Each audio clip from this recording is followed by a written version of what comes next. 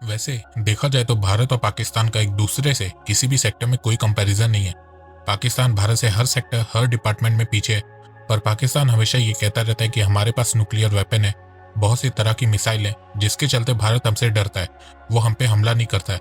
अगर पाकिस्तान के पास nuclear weapon और मिसाइल नहीं होती तो भारत पाकिस्तान पे कब का हमला करके उस पर कब्जा कर लिया होता। वहीं दूसरी तरफ भारत एक रिस्पॉन्सिबल कंट्री होने के नाते इन बेतुकी बातों पे कोई रिस्पॉन्स नहीं देता है और इस बात को पाकिस्तान भारत की कमजोरी मानता है। तो आज हम जानेंगे कि भारत और पाकिस्तान में कौन सा देश कमजोर है और कौन सा देश ताकतवर है। तो नमस्कार दोस्तों, स्वागत करते हैं आपका चार्जिंग पॉइंट हिंदी में। दोस्तों, आज के इस वीडियो में हम कंपेयर करेंगे भारत की मिसाइल को पाकिस्तान की मिसाइल से और जानेंगे कौन सा देश ज्यादा पावरफुल है। तो जुड़े रहिए आप इस वीडियो के साथ। दोस्तों, मैं ऐसे ही एजुकेशनल टॉपिक पे बात करता हूँ, तो अगर आपको मेरा काम पसंद आता है तो अब आप मुझे सपोर्ट कर सकते हैं पेट्रियन और यूट्यूब में ज्वाइन बटन के थ्रू। और अब आप मुझे फेसबुक, इंस्टाग्राम, ट्विटर में भी फॉलो कर सकते हैं और मेरी वीडियोस को वहां पे भी शेयर कर सकते हैं, उसके लिंक डिस्क्रिप्शन में। भारत और पाकिस्तान की मिसाइल्स के बारे में बताने से पहले मैं आप लोगों को कुछ टर्म्स बता देता हूँ जिससे आपको समझने में आसानी होगी। देखो, मिसाइल कई तरीके की होती हैं, जैसे कि surface to surface missile, surface to air missile, air to air missile, air to surface missile, defence missile, cruise missile, subsonic missile, supersonic missile, hypersonic missile, ballistic missile, submarine launch ballistic missile, anti tank missile, anti ship missile. जो missile जमीन से launch होती है और जमीन पे ही अपने target को डिस्ट्रॉय करती है उसे सरफेस टू सरफेस मिसाइल कहते हैं। उसी तरह जो मिसाइल सरफेस से लॉन्च होती है और हवा में अपने टारगेट जैसे कि एयरक्राफ्ट, ड्रोन्स और दूसरी मिसाइल को डिस्ट्रॉय करती है उसे सरफेस टू एयर मिसाइल कहते हैं। जितने भी मिसाइल डिफेंस सिस्टम होते हैं वो इसी श्रेणी में आते हैं। एयर टू एयर मिसाइल वो होती है जो हवा में लॉन्च होती है और हवा में ही अपने टारगेट को डिस्ट्रॉय करती है। ये मिसाइल एयरक्राफ्ट में लगाई जाती है। उसी तरह एयर टू सरफेस मिसाइल होती है जो हवा में लॉन्च होती है और जमीन पे अपने टारगेट को डिस्ट्रॉय करती है। सबसे पहले कंपेयर करते हैं दोनों देशों की बैलिस्टिक मिसाइल को। अगर सरल शब्दों में आपको बताओ कि बैलिस्टिक मिसाइल क्या होती है, तो किसी भी मिसाइल में डायरेक्शन लगाने वाला डिवाइस लगा दिया जाता है तो वो बैलिस्टिक मिसाइल बन जाती है। बैलिस्टिक मिसाइल कई तरीके की होती हैं, जैसे कि short range ballistic missile, medium range ballistic missile, long range ballistic missile. Short range ballistic missile वो होती है जिसकी रेंज 1000 किलोमीटर से कम होती है। पाकिस्तान के पास कई तरीके की शॉर्ट रेंज बैलिस्टिक मिसाइल है, जैसे कि नसर जिसकी रेंज 70 किलोमीटर है, गजनवी जिसकी रेंज 290 से 320 किलोमीटर है, अब्दाली जिसकी रेंज 280 से 450 किलोमीटर है, शाहीन जिसकी रेंज 750 किलोमीटर है, शाहीन 1 जिसकी रेंज 900 किलोमीटर है, शाहीन 1A जिसकी रेंज 1000 किलोमीटर है। इसके अलावा पाकिस्तान के पास हतफ सीरीज के 3 वेरिएंट है। हतफ 1 जिसकी रेंज 70 किलोमीटर है, हतफ 1A जिसकी रेंज 100 किलोमीटर है, हतफ 1B जिसकी रेंज 200 किलोमीटर है। पाकिस्तान की शॉर्ट रेंज बैलिस्टिक मिसाइल में सिर्फ शाहीन सीरीज की मिसाइल न्यूक्लियर वॉरहेड ले जाने में सक्षम है। भारत के पास भी कई तरीके की शॉर्ट रेंज बैलिस्टिक मिसाइल है, जैसे कि पृथ्वी। ये एक ऐसी मिसाइल है जिसका इस्तेमाल भारत की तीनों सेना land force, air force, navy force करती है। पृथ्वी मिसाइल के 3 वेरिएंट है। पृथ्वी 1 जिसकी रेंज 150 किलोमीटर है, पृथ्वी 2 जिसकी रेंज 250 से 350 किलोमीटर है, पृथ्वी 3 जिसकी रेंज 350 से 600 किलोमीटर है। पृथ्वी मिसाइल न्यूक्लियर वॉरहेड भी ले जा सकती है। इसके अलावा भारत के पास प्रहार शॉर्ट रेंज बैलिस्टिक मिसाइल है जिसकी रेंज 150 किलोमीटर है। यह खास तौर से आर्मी और एयरफोर्स के लिए बनाई गई है। भारत के पास धनुष बैलिस्टिक मिसाइल है जिसकी रेंज 350 से 750 किलोमीटर है, जो भारत की नेवी फोर्स के लिए बनाई गई है। अब कंपेयर करते हैं दोनों देशों की मीडियम रेंज बैलिस्टिक मिसाइल को। मीडियम रेंज बैलिस्टिक मिसाइल वो होती है जिसकी रेंज 1000 किलोमीटर से 3500 किलोमीटर तक होती है। पाकिस्तान के पास कई तरीके की मीडियम रेंज बैलिस्टिक मिसाइल है, जैसे कि गौरी 1 और गौरी 2। गौरी 1 जिसकी रेंज 1500 किलोमीटर है और गौरी 2 जिसकी रेंज 1800 से 2000 किलोमीटर है। इसके साथ साथ पाकिस्तान के पास शाहीन 2 और Shaheen 3 medium range ballistic missile है। शाहीन 2 जिसकी रेंज 2500 किलोमीटर है और शाहीन 3 जिसकी रेंज 2750 किलोमीटर है। इसके अलावा पाकिस्तान के पास अबाबिल मीडियम रेंज बैलिस्टिक मिसाइल है जिसकी रेंज 2200 किलोमीटर है। पाकिस्तान की सारी medium range ballistic missile nuclear warhead ले जाने में सक्षम है। भारत के पास भी कई तरीके की मीडियम रेंज बैलिस्टिक मिसाइल है, जैसे कि अग्नि वर्जन की अग्नि 1 और 2। अग्नि 1 जिसकी रेंज 700 से 1200 किलोमीटर है, अग्नि 2 जिसकी रेंज 2000 से 2500 किलोमीटर है। इसके अलावा भारत के पास शौर्य मिसाइल है जिसकी रेंज 900 से 1700 किलोमीटर है। भारत के पास सगारिका नाम की submarine launch medium range ballistic missile है जिसकी रेंज 700 से 1900 किलोमीटर है।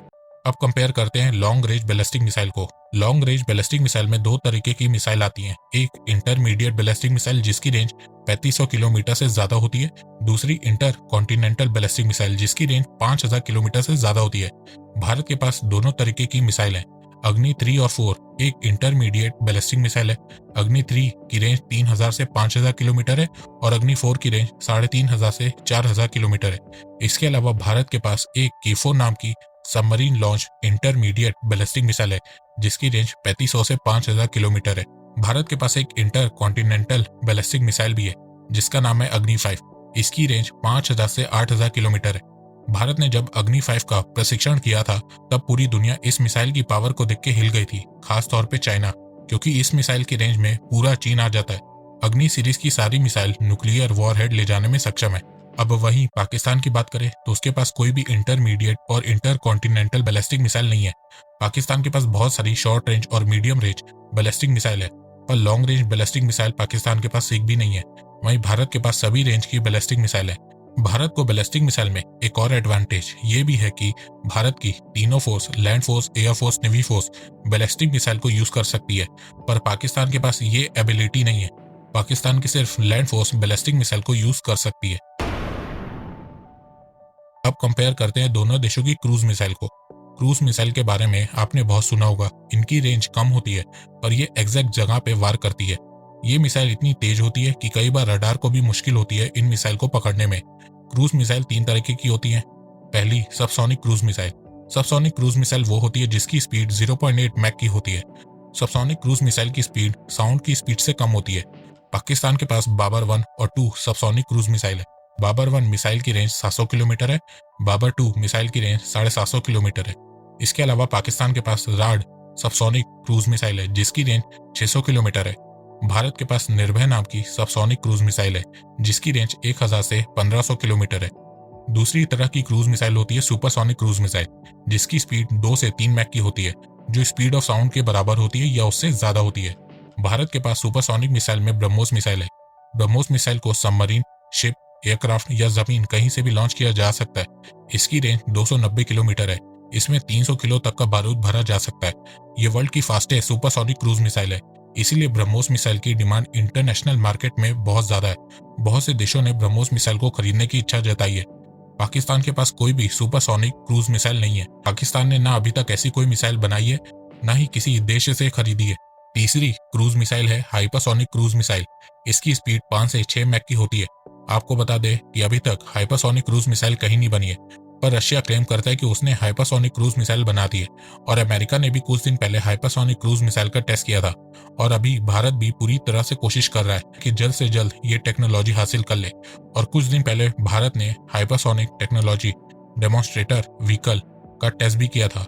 और DRDO का कहना है कि 4 से 5 साल में भारत के पास खुद की हाइपरसोनिक क्रूज मिसाइल होगी। इसकी रेंज 700 से 1100 किलोमीटर होगी और मैक्सिमम स्पीड 7.5 मैक होगी। वहीं अगर पाकिस्तान की बात करें तो पाकिस्तान ने अभी तक कोई भी हाइपरसोनिक क्रूज मिसाइल का टेस्ट नहीं किया है। तो देखा जाए क्रूज मिसाइल के मामले में भी भारत पाकिस्तान से बहुत आगे है। पाकिस्तान के पास सिर्फ सबसोनिक क्रूज मिसाइल है, वहीं भारत के पास सबसोनिक और वर्ल्ड की फास्टेस्ट सुपरसोनिक क्रूज मिसाइल है। और कुछ सालों में भारत के पास खुद की बनाई हुई हाइपरसोनिक मिसाइल भी होगी। भारत ने साल 2019 में मिशन शक्ति के नाम से एंटी सैटेलाइट मिसाइल का सक्सेसफुल टेस्ट किया था और उसके बाद भारत दुनिया का चौथा देश बन गया था जिसके पास एंटी सैटेलाइट मिसाइल टेक्नोलॉजी आ गई थी। पाकिस्तान के पास अभी तक ऐसी कोई भी एंटी सैटेलाइट मिसाइल टेक्नोलॉजी नहीं है। अगर कल को भारत पाकिस्तान का युद्ध होता है तो भारत बहुत आराम से पाकिस्तान की सैटेलाइट को टारगेट करके डिस्ट्रॉय कर देगा, जिससे पाकिस्तान का पूरा कम्युनिकेशन ठप हो जाएगा। और जंग में कम्युनिकेशन के ठप होने का मतलब यह है कि युद्ध में किसी सैनिक को अंधा कर देना। मिसाइल डिफेंस सिस्टम एक ऐसी टेक्नोलॉजी है जो मिसाइल को डिटेक्ट कर सकती है, ट्रैक कर सकती है और फिर उन्हें हवा में ही डिस्ट्रॉय कर सकती है। दुनिया के बहुत कम देश है जिनके पास मिसाइल डिफेंस सिस्टम है और उन देशों में भारत भी एक देश है। भारत के पास इस समय खुद के बनाए हुए 2 तरीके के मिसाइल डिफेंस सिस्टम है, PAD पृथ्वी एयर डिफेंस और AAD advance air defence. PAD system जहां हाई एल्टीट्यूड पर मिसाइल को मार गिराने में कारगर है, वहीं AAD सिस्टम कम ऊंचाई पर टर्मिनल चरण में ही दुश्मन देश की मिसाइल को मार गिराने में सक्षम है। PAD की रेंज 300 किलोमीटर है और AAD की रेंज 150 किलोमीटर है। इसके अलावा भारत पीडीवी पृथ्वी डिफेंस व्हीकल पे काम कर रहा है। 2019 में इसका टेस्ट सक्सेसफुल रहा था और इसकी रेंज 2000 किलोमीटर है। पर अब डीआरडीओ मिशन शक्ति के सक्सेसफुल होने के बाद पीडीवी के फेज 2 पे काम कर रहा है और इसकी रेंज को 5000 किलोमीटर और इसकी इंटरसेप्शन रेंज को 1200 किलोमीटर तक ले जाने की कोशिश कर रहा है। इसके अलावा भारत ने रशिया से S-400 मिसाइल डिफेंस सिस्टम भी खरीद लिया है। पर वहीं अगर हम पाकिस्तान की बात करें तो उसके पास कोई भी मिसाइल डिफेंस सिस्टम नहीं है। जंग के समय में भारत आराम से पाकिस्तान की मिसाइल्स को काउंटर कर लेगा, पर पाकिस्तान ऐसा नहीं कर पाएगा।